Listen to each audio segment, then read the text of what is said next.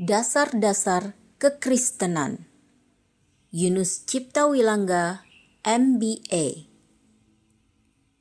Dasar-dasar Kekristenan.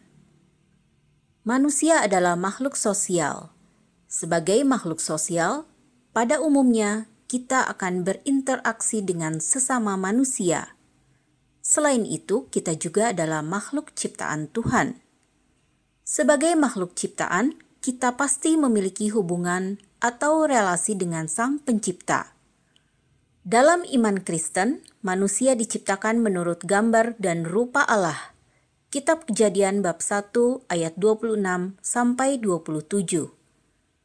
Maka, tidak mustahil bahwa dalam menjalin relasinya dengan Sang Pencipta yang tidak kasat mata itu, Kitab Yohanes bab 1 ayat 18 dan Kitab Ibrani bab 11 ayat 6, manusia sering menggunakan cara-cara atau model yang mirip dengan cara-cara atau model interaksi yang dilakukan di dalam kehidupan sehari-hari manusia.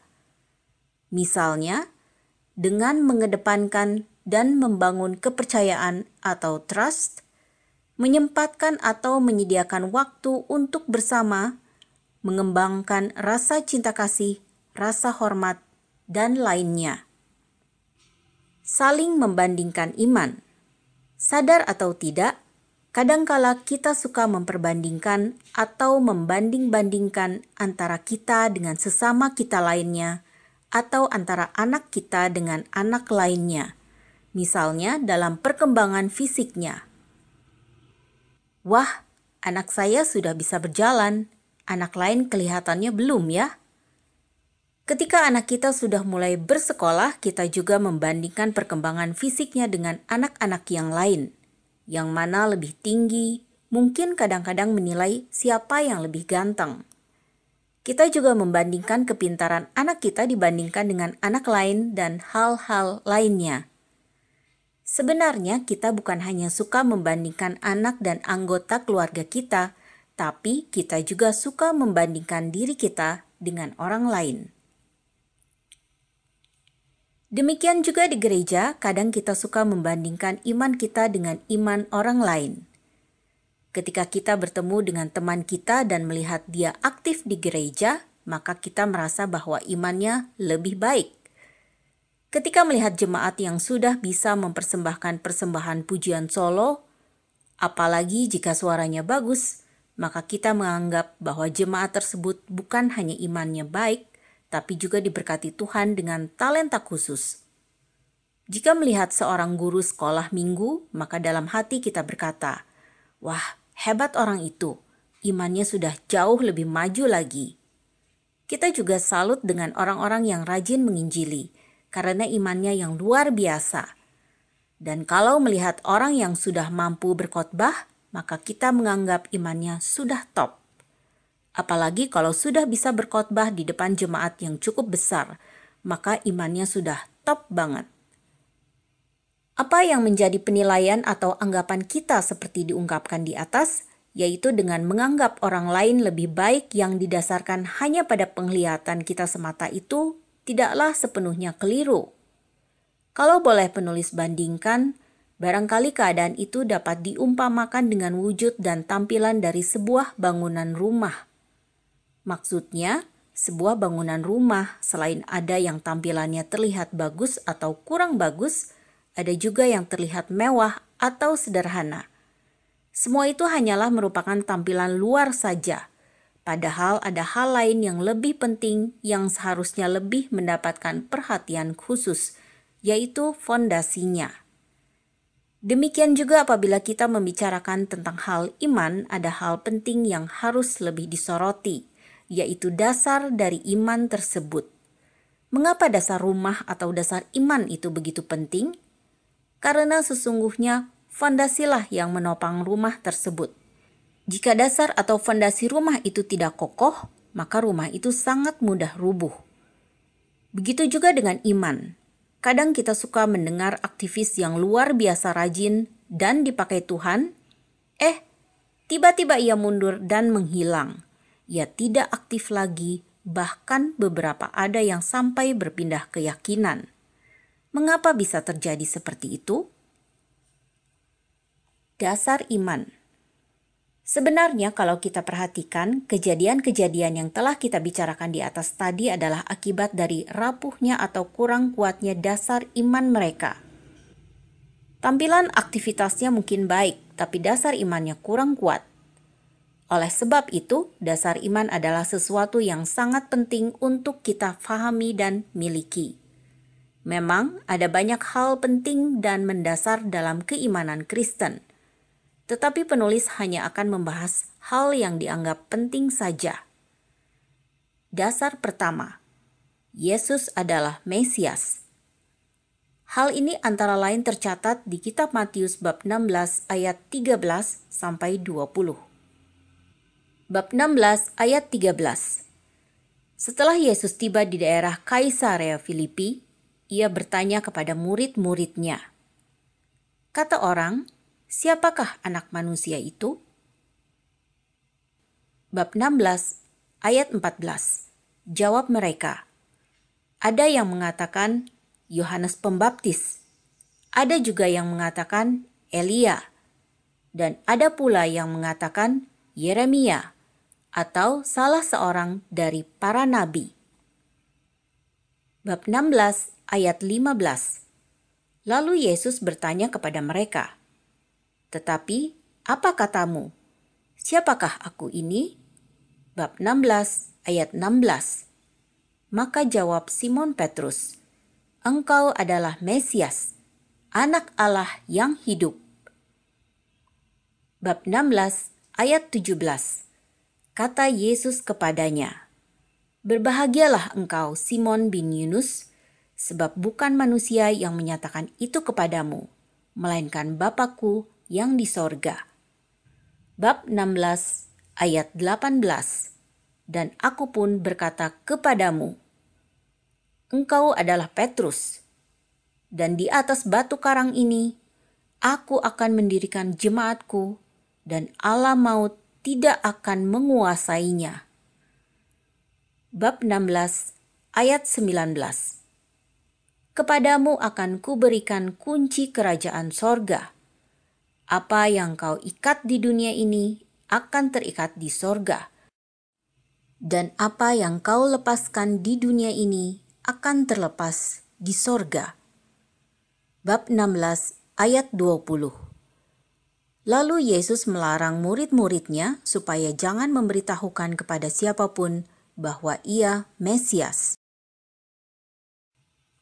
Dari ayat-ayat di atas, ada yang berpendapat bahwa dasar dari iman Kristen adalah Petrus, sebab di ayat 18 dan 19 dikatakan, engkau adalah Petrus, dan di atas batu karang ini aku akan mendirikan jemaatku, dan Allah maut tidak akan menguasainya.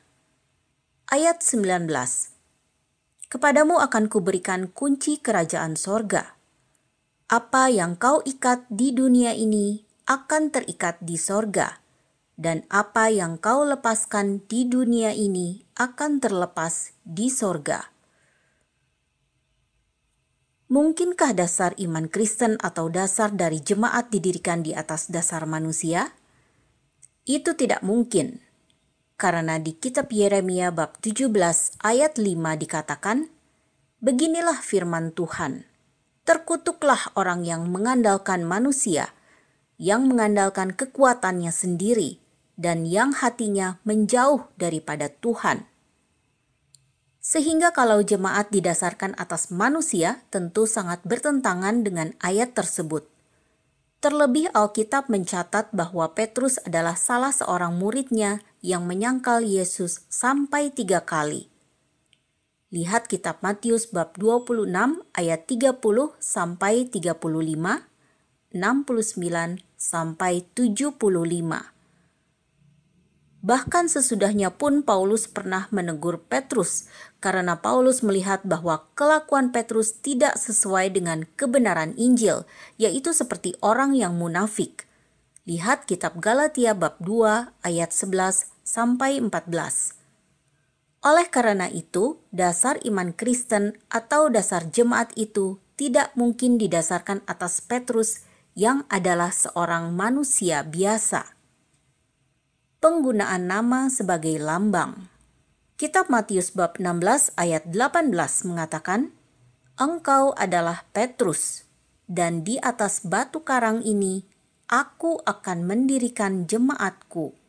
Kata Petrus diibaratkan sebagai batu karang, dan memang Tuhan sering menggunakan nama orang-orang sebagai suatu lambang.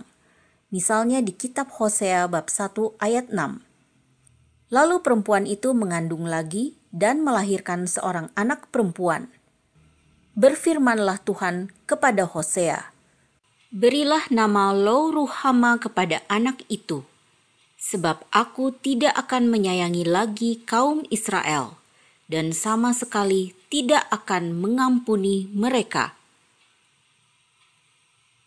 Jadi, Lo-ruhama adalah lambang yang ingin disampaikan Tuhan bahwa Ia tidak akan menyayangi lagi kaum Israel, dan sama sekali tidak akan mengampuni mereka. Begitu juga di kitab Hosea bab 1 ayat 9. Lalu berfirmanlah Ia, "Berilah nama Lo-ami kepada anak itu, sebab kamu ini bukanlah umatku, dan aku ini bukanlah Allahmu." Jadi, kalau demikian, apakah dasar iman Kristen itu? Dasar iman Kristen antara lain tercatat di kitab Matius bab 16 ayat 16. Ketika dia, ayat 15, Tuhan Yesus bertanya, "Tetapi, apa katamu? Siapakah aku ini?" Maka jawab Simon Petrus, "Engkau adalah Mesias, Anak Allah yang hidup." Hal ini kembali ditekankan di ayat 20. Lalu Yesus melarang murid-muridnya supaya jangan memberitahukan kepada siapapun bahwa Ia Mesias. Jadi, dasar iman Kristen adalah pernyataan atau keyakinan bahwa Yesus adalah Mesias. Itulah dasar dari jemaat, itulah dasar dari iman Kristen. Karya Sang Bapa di dalam diri Petrus. Terlepas dari segala kelemahan Petrus, Yesus menghormati karya Sang Bapa dalam diri Petrus. Ayat 17. Lalu Yesus berkata, "Berbahagialah engkau Simon bin Yunus, sebab bukan manusia yang menyatakan itu kepadamu, melainkan Bapa-Ku yang di sorga." Di tengah pengajaran orang Farisi dan orang Saduki dan juga kebingungan di antara orang banyak, Petrus menyatakan sesuatu yang benar, walaupun sesungguhnya pernyataan itu bukan keluar dari hati Petrus, tetapi pernyataan bahwa Yesus adalah Mesias diungkapkan oleh Sang Bapa melalui Petrus. Bahwa dasar iman Kristen bukanlah Petrus, tapi pengakuan bahwa Yesus adalah Mesias dijelaskan di ayat 19. "Kepadamu akan kuberikan kunci kerajaan sorga. Apa yang kau ikat di dunia ini akan terikat di sorga, dan apa yang kau lepaskan di dunia ini akan terlepas di sorga." Sekilas ayat di atas menjelaskan bahwa Tuhan Yesus memberikan kunci kerajaan sorga kepada Petrus. Namun, jika kita baca ayat selanjutnya, "Apa yang kau ikat di dunia ini akan terikat di sorga, dan apa yang kau lepaskan di dunia ini akan terlepas di sorga." Hal ini menjelaskan bahwa ada hubungan antara apa yang dilakukan di dunia dengan apa yang akan terjadi di sorga. Ayat di atas menjelaskan bahwa apakah kita akan masuk ke dalam kerajaan sorga atau tidak ditentukan oleh apa yang kita lakukan di dunia, yaitu jika selama kita masih hidup di dunia, kita mengakui bahwa Yesus adalah Mesias, maka kita akan masuk sorga. Dan jika kita tidak mengakuinya, maka kita tidak akan masuk ke dalamnya. Hal ini berarti jika seseorang sudah mati dan belum mengakui bahwa Yesus adalah Mesias, maka sudah tidak ada cara untuk masuk kerajaan sorga. Dengan demikian, jika dasar iman Kristen adalah Petrus, maka kesempatan untuk masuk ke dalam kerajaan sorga berakhir ketika Petrus mati, yang juga berarti berakhirnya kekristenan. Padahal sebelumnya Tuhan Yesus menyatakan bahwa dasar iman Kristen bersifat kekal. Dan aku pun berkata kepadamu, engkau adalah Petrus, dan di atas batu karang ini aku akan mendirikan jemaatku, dan alam maut tidak akan menguasainya. Kitab Matius bab 16 ayat 18. Oleh karena itu, perikop di kitab Matius bab 16 ayat 13 sampai 20 mungkin dapat dijelaskan sebagai berikut. Bab 16 ayat 13. Setelah Yesus tiba di daerah Kaisarea Filipi, ia bertanya kepada murid-muridnya, kata orang, siapakah anak manusia itu? Bab 16 ayat 14. Jawab mereka, ada yang mengatakan Yohanes Pembaptis, ada juga yang mengatakan Elia, dan ada pula yang mengatakan Yeremia, atau salah seorang dari para nabi. Bab 16 ayat 15. Lalu Yesus bertanya kepada mereka, tetapi apa katamu, siapakah aku ini? Bab 16 ayat 16. Maka jawab Simon Petrus, engkau adalah Mesias, anak Allah yang hidup. Bab 16 ayat 17. Kata Yesus kepadanya, berbahagialah engkau Simon bin Yunus, sebab bukan manusia yang menyatakan itu kepadamu, melainkan Bapa-Ku yang di sorga. Bab 16 ayat 18. Dan aku pun berkata kepadamu, engkau adalah Petrus, dan di atas pernyataan bahwa Yesus adalah Mesias atau batu karang ini, aku akan mendirikan jemaatku dan alam maut tidak akan menguasainya. Bab 16 ayat 19. Kepada siapapun yang mengakui bahwa Yesus adalah Mesias atau kepadamu, akan kuberikan kunci kerajaan sorga. Apa yang kau ikat di dunia ini akan terikat di sorga, dan apa yang kau lepaskan di dunia ini akan terlepas di sorga. Bab 16 ayat 20. Lalu Yesus melarang murid-muridnya supaya jangan memberitahukan kepada siapapun bahwa ia Mesias. Arti kata Mesias. Mesias sama dengan Kristus, di mana Mesias berasal dari bahasa Ibrani, sedangkan Kristus atau Kristos dari bahasa Yunani. Mesias atau Kristus adalah sebuah gelar, yang berarti dia yang diurapi. Gelar ini diberikan kepada Sang Penyelamat yang kedatangannya dinubuatkan oleh para nabi dan digenapi oleh kelahiran Tuhan Yesus, seperti yang tercatat antara lain di kitab Lukas bab 2 ayat 11. Hari ini telah lahir bagimu juru selamat, yaitu Kristus Tuhan di kota Daud. Yesus adalah juru selamat dan Tuhan. Ayat di atas, hari ini telah lahir bagimu juru selamat, yaitu Kristus Tuhan di kota Daud. Sedikitnya mengandung dua pengertian. Yang pertama adalah bahwa Yesus Kristus adalah juru selamat. Dan yang kedua, Yesus Kristus adalah Tuhan. Yesus Kristus adalah juru selamat. Di kitab Yohanes bab 14 ayat 6 dikatakan, kata Yesus kepadanya, akulah jalan dan kebenaran dan hidup. Tidak ada seorang pun yang datang kepada Bapa kalau tidak melalui aku. Iman Kristen didasarkan atas satu keyakinan bahwa keselamatan melalui Yesus Kristus. Bahkan di kitab Kisah Para Rasul bab 4 ayat 12 lebih ditegaskan, dan keselamatan tidak ada di dalam siapapun juga selain di dalam Dia, sebab di bawah kolong langit ini tidak ada nama lain yang diberikan kepada manusia yang olehnya kita dapat diselamatkan.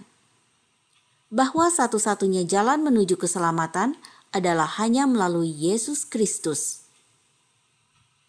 Jadi, iman Kristen didasarkan atas keyakinan bahwa manusia tidak bisa membayar dosa-dosanya dan tidak bisa melepaskan dirinya dari hukuman atas dosa-dosanya, kecuali dengan mengakui bahwa dirinya adalah manusia yang berdosa dan kemudian menerima Yesus Kristus sebagai juru selamat, karena ia telah menanggung atau menebus dosa-dosa manusia di kayu salib. Yesus Kristus adalah Tuhan. Kalau kita meyakini bahwa Yesus Kristus adalah Tuhan, maka kita tidak akan meragukan tentang kebangkitan Yesus Kristus karena Ia adalah Tuhan. Seperti yang tercatat di kitab Markus bab 16 ayat 6. Tetapi orang muda itu berkata kepada mereka, "Jangan takut, kamu mencari Yesus orang Nazaret yang disalibkan itu. Ia telah bangkit, ia tidak ada di sini. Lihat, inilah tempat mereka membaringkan Dia." Kita tidak mungkin mempersoalkan atau mempertanyakan kebenaran ayat yang menyatakan bahwa Yesus itu sudah bangkit kalau kita yakin bahwa Yesus Kristus itu Tuhan. Demikian juga dengan pengangkatan Tuhan Yesus ke sorga, yang antara lain dicatat dalam kitab Kisah Para Rasul bab 1 ayat 9. Sesudah ia mengatakan demikian, terangkatlah ia disaksikan oleh mereka, dan awan menutupnya dari pandangan mereka.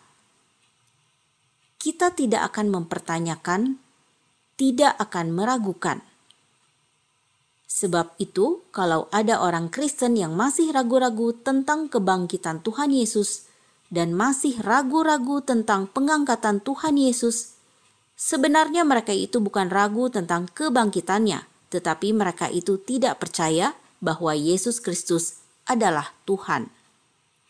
Kalau kita yakin bahwa Yesus Kristus adalah Tuhan, maka sama seperti apa yang dikatakan dalam kitab Amsal bab 3 ayat 5. Percayalah kepada Tuhan dengan segenap hatimu, dan janganlah bersandar kepada pengertianmu sendiri.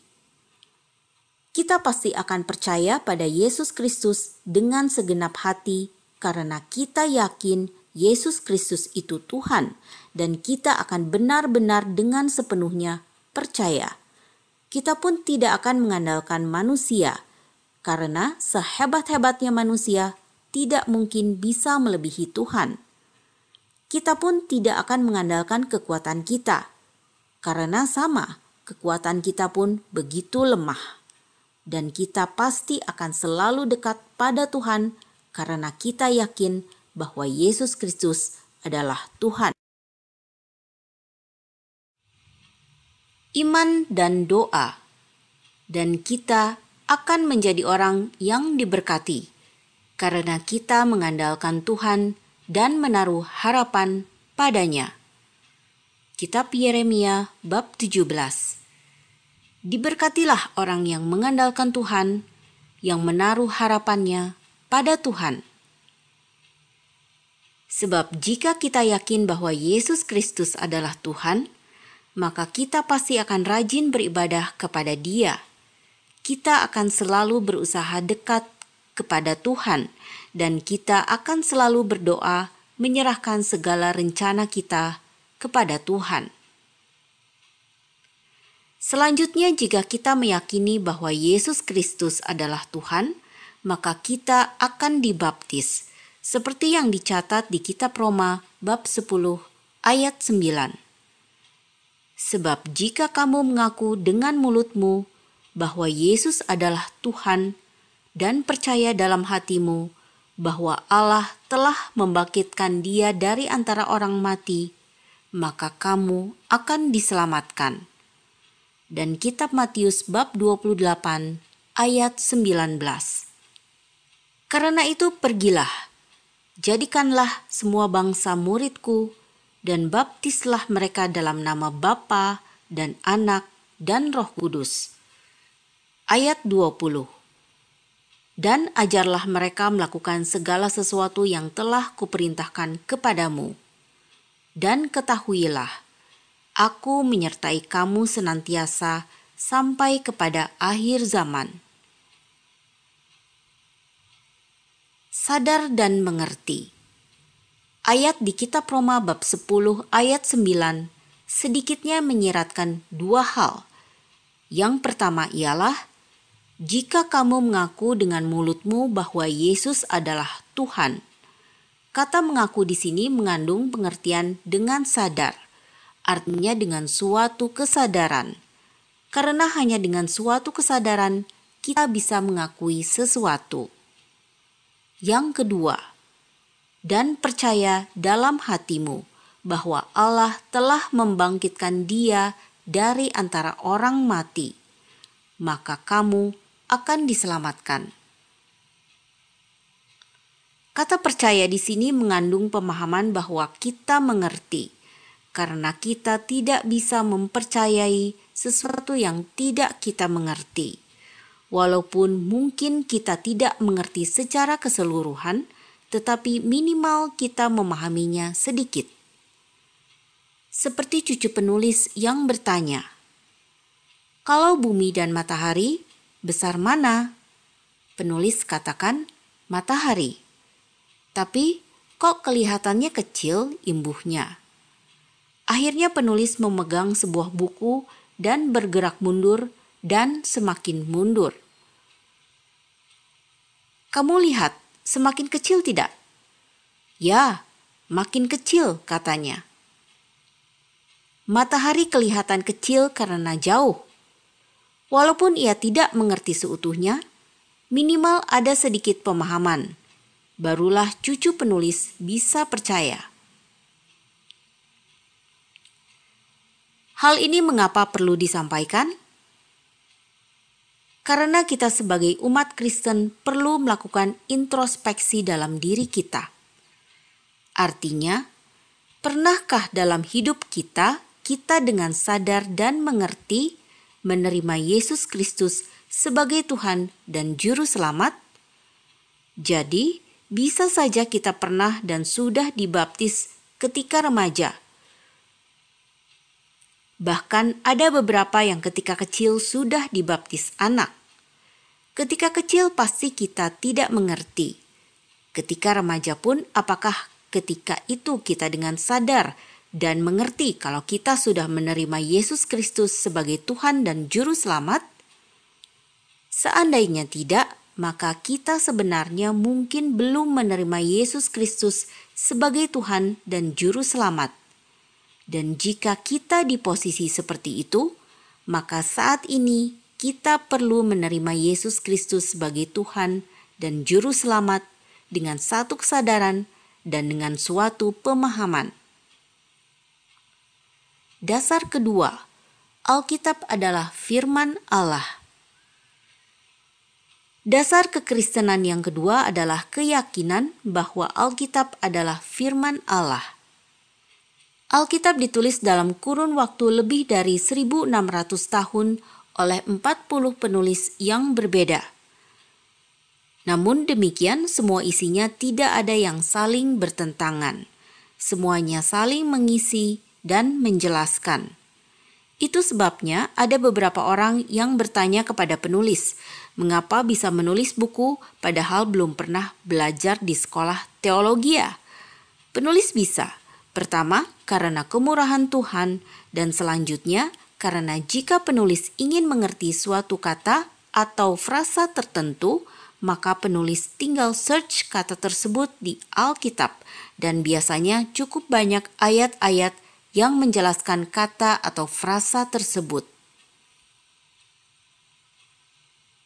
Kemudian, Alkitab menjelaskan pelbagai peristiwa secara runtut dan terpercaya yang dimulai dari penciptaan langit dan bumi, penciptaan manusia, dan diakhiri pada ambang pintu kekekalan. Selanjutnya, penemuan-penemuan arkeologis menunjang integritas catatannya, baik secara historis maupun geografis. Misalnya saja baru-baru ini ditemukan reruntuhan kompleks Istana Ratu Sheba. Dalam kitab 1 Raja-Raja dan di kitab Tawarikh dijelaskan bahwa ketika Salomo menjadi raja, ratu dari negeri Sheba datang berkunjung. Begitu juga baru-baru ini ditemukan prasasti di makam Nabi Yunus yang menjelaskan mengenai kota Niniwe. Selain itu, keakuratan dan penurunalihannya kepada kita telah diperkuat dengan gulungan-gulungan naskah yang ditemukan di Gua Qumran di tepi Laut Mati. Banyak nubuatan dalam Alkitab yang sudah digenapi. Misalnya, penggenapan nubuat-nubuat yang berkaitan dengan kedatangan Tuhan Yesus. Ada ratusan nubuat tentang kedatangan Mesias dan ada 40 nubuatan utama tentang kelahiran Tuhan Yesus yang digenapi.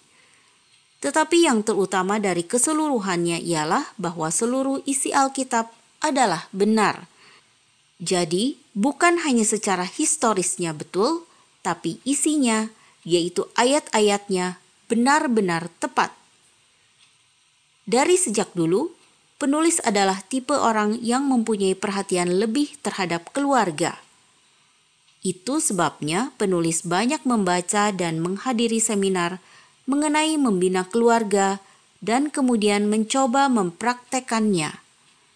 Namun, sesudah mencoba berbagai teori dan anjuran, akhirnya penulis menyadari bahwa yang benar dan tepat hanya apa yang tertulis di Alkitab.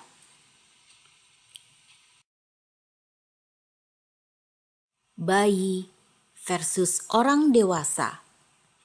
Jadi, kalau kita benar-benar percaya bahwa Alkitab adalah firman Allah, maka kita pasti haus akan firman Allah. Seperti dijelaskan di kitab 1 Petrus bab 2 ayat 2. Dan jadilah sama seperti bayi yang baru lahir, yang selalu ingin akan air susu yang murni dan yang rohani, supaya olehnya kamu bertumbuh dan beroleh keselamatan. Mengapa di sini dikatakan seperti bayi? Karena seorang bayi kalau terlambat sedikit saja diberi susu, langsung menangis. Sama juga seperti kita. Kalau misalnya di dalam diri kita tidak ada keinginan yang kuat untuk membaca dan mendengarkan firman, maka kita harus mempertanyakan iman kita. Karena kalau iman kita hidup, maka pasti sama seperti bayi yang jika terlambat diberi susu, ia akan langsung menangis untuk meminta susu. Selanjutnya di kitab Ibrani bab 5 ayat 13 sampai 14 dikatakan, sebab barang siapa masih memerlukan susu, ia tidak memahami ajaran tentang kebenaran, sebab ia adalah anak kecil. Tetapi makanan keras adalah untuk orang-orang dewasa, yang karena mempunyai panca indera yang terlatih untuk membedakan yang baik daripada yang jahat. Jadi, kalau kita sudah lama menjadi orang Kristen, maka kita tentu tidak bisa hanya minum susu terus. Kalau anak kecil minum susu, ia nampak lucu. Tapi kalau orang dewasa terus minum susu, ia akan ditertawakan orang. Kalau kita sudah dewasa, kita akan mencari makanan yang keras. Ketika kita mendengarkan atau membaca firman, kita bukan hanya mencari firman yang isinya menyenangkan, yang enak-enak, tetapi kita sangat terbuka terhadap teguran dan nasihat. Jadi, kalau mendengar firman yang menegur, lalu kita tersinggung atau marah, maka itu menandakan iman kita masih kekanak-kanakan. Jadi, apa yang harus dilakukan? Seharusnya kita seperti yang dijelaskan di kitab Kisah Para Rasul bab 17 ayat 11 tentang jemaat mula-mula. Orang-orang Yahudi di kota itu lebih baik hatinya daripada orang-orang Yahudi di Tesalonika, karena mereka menerima firman itu dengan segala kerelaan hati, dan setiap hari mereka menyelidiki kitab suci untuk mengetahui apakah semuanya itu benar demikian. Jadi, seharusnya kita menjadi anak-anak Tuhan yang terbuka dan bersemangat ketika mendengarkan firman Tuhan, bukannya ogah-ogahan sambil mengantuk. Kemudian, kita juga menyediakan waktu setiap hari untuk menyelidiki kitab suci, bukan sekedar membaca, tapi benar-benar menyelidiki. Mungkin ada yang mengatakan, "Pak, saya sudah cukup banyak membaca Alkitab. Saya sudah berkali-kali menyelesaikan membaca Alkitab dari Kejadian sampai Wahyu. Sebenarnya berapa banyak sih yang harus kita baca?" Kitab Yohanes bab 10 ayat 4 sampai 5 mengatakan, "Jika semua dombanya telah dibawanya keluar, ia berjalan di depan mereka, dan domba-domba itu mengikuti dia, karena mereka mengenal suaranya." Bab 10 ayat 5. Tetapi seorang asing pasti tidak mereka ikuti, malah mereka lari daripadanya, karena suara orang-orang asing tidak mereka kenal. Jadi ayat ini menjelaskan bahwa kita sebagai anak Tuhan harus bisa mengenal suara Tuhan, dan tidak cukup sampai di sana, tapi sampai kita mampu membedakan antara suara gembala dan suara orang asing. Jadi, sampai berapa banyak kita harus membaca Alkitab? Sampai kita bisa membedakan mana firman Allah dan mana ajaran yang tidak benar. Itulah yang dituntut oleh Tuhan. Silakan baca kembali buku penulis Ciri-ciri Anak Tuhan. Dasar ketiga, pelaku firman.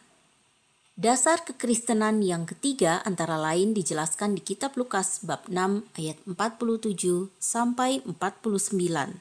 Dikatakan, "Setiap orang yang datang kepadaku dan mendengarkan perkataanku serta melakukannya, aku akan menyatakan kepadamu dengan siapa ia dapat disamakan." Bab 6 ayat 48. Ia sama dengan seorang yang mendirikan rumah. Orang itu menggali dalam-dalam dan meletakkan dasarnya di atas batu. Ketika datang air bah dan banjir melanda rumah itu tidak dapat digoyahkan, karena rumah itu kokoh dibangun. Bab 6 ayat 49. Akan tetapi, barang siapa mendengar perkataanku tetapi tidak melakukannya, ia sama dengan seorang yang mendirikan rumah di atas tanah tanpa dasar. Ketika banjir melandanya, rumah itu segera rubuh dan hebatlah kerusakannya. Ayat di atas menjelaskan bahwa mendengarkan firman Tuhan dan melakukannya ternyata sama artinya dengan upaya memperkokoh keimanan Kristen sebagai salah satu dari dasar kekristenan, sehingga ketika ada kepahitan, pencobaan, bahkan aniaya sekalipun, iman kita tidak tergoyahkan. Tetapi sebaliknya, kalau hanya mendengarkan dan tidak melakukan, maka sesungguhnya kita tidak beriman sepenuhnya kepada Tuhan Yesus. Dan ketika ada kepahitan, pencobaan, dan aniaya, maka kita akan terjatuh, bahkan sampai murtad.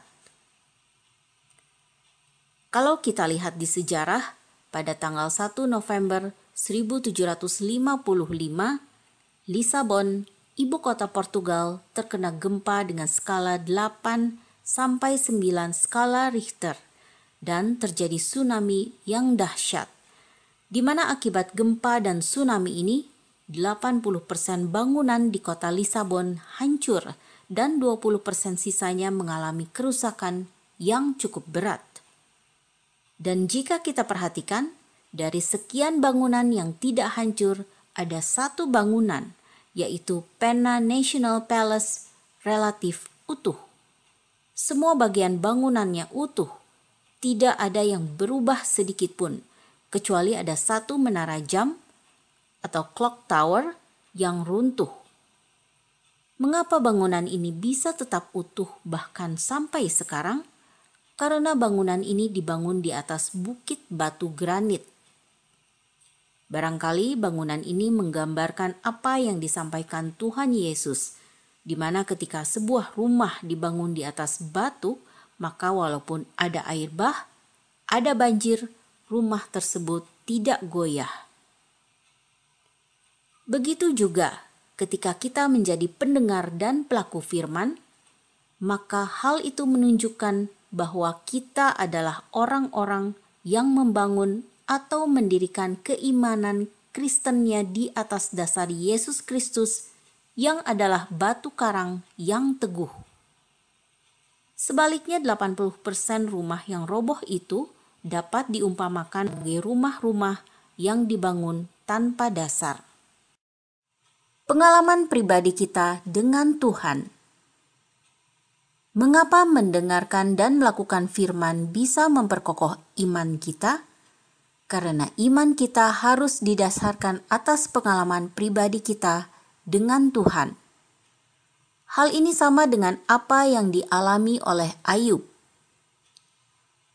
Hanya dari kata orang saja aku mendengar tentang engkau, tetapi sekarang mataku sendiri memandang engkau.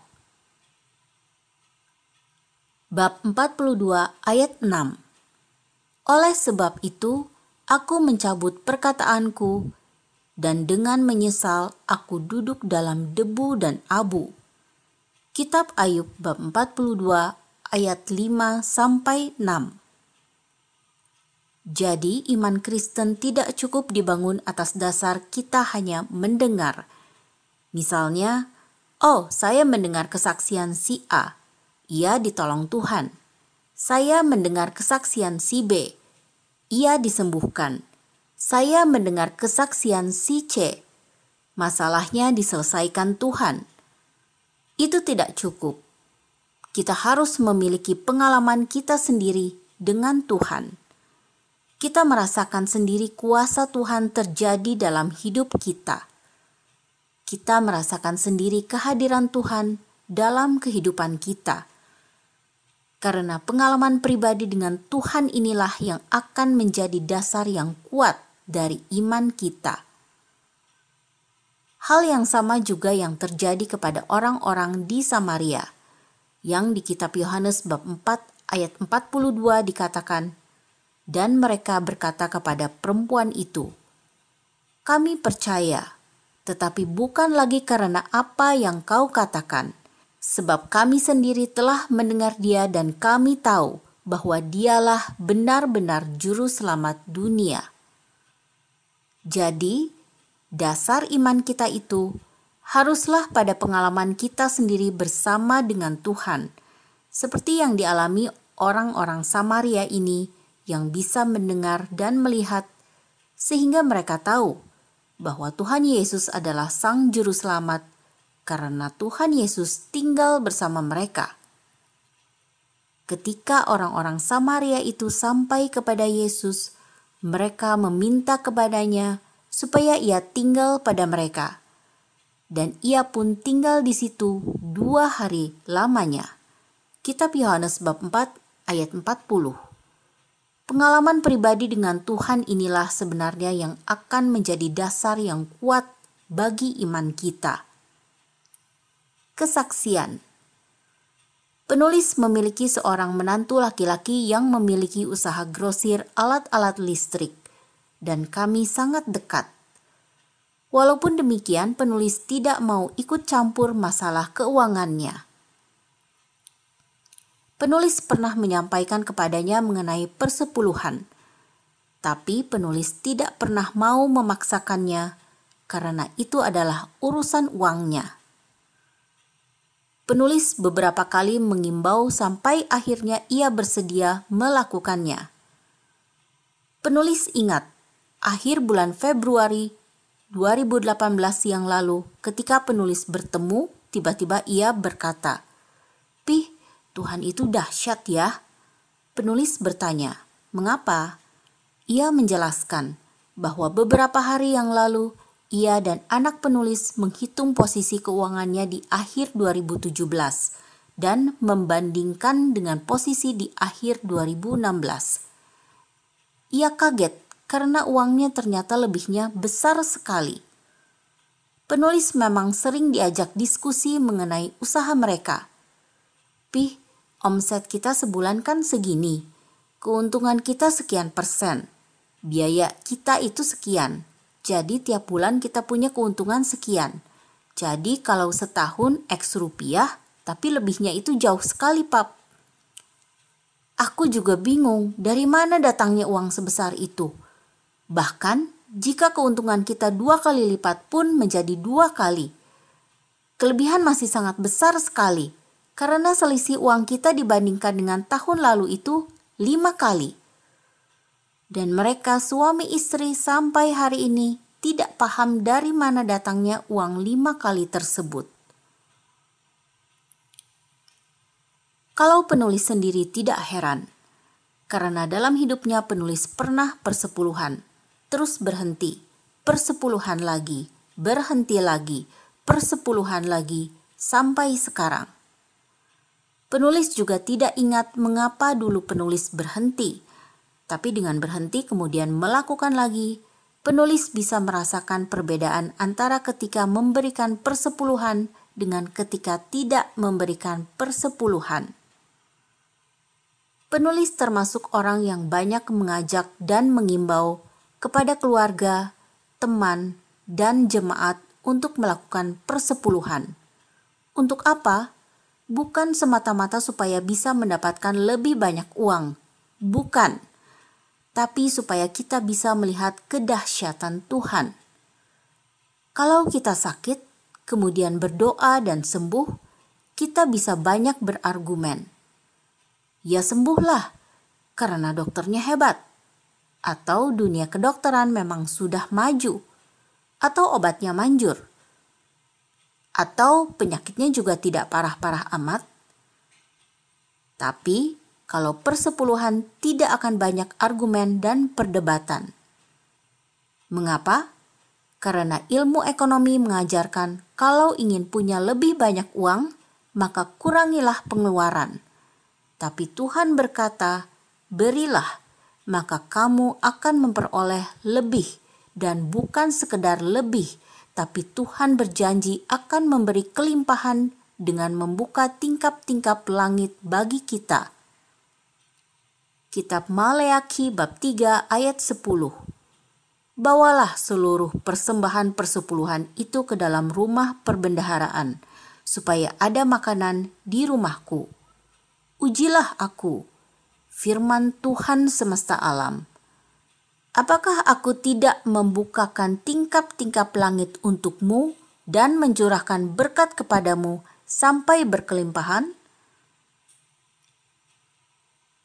Kalau penulis berbicara tentang persepuluhan, bukan karena penulis ingin mendapatkan persepuluhannya, karena penulis bukan gembala atau pendeta, tetapi agar kita bisa benar-benar merasakan kuasa Tuhan itu seperti apa, sehingga bisa mengalami dan menyaksikan bahwa Tuhan yang kita sembah adalah Tuhan yang hidup, Tuhan yang dahsyat.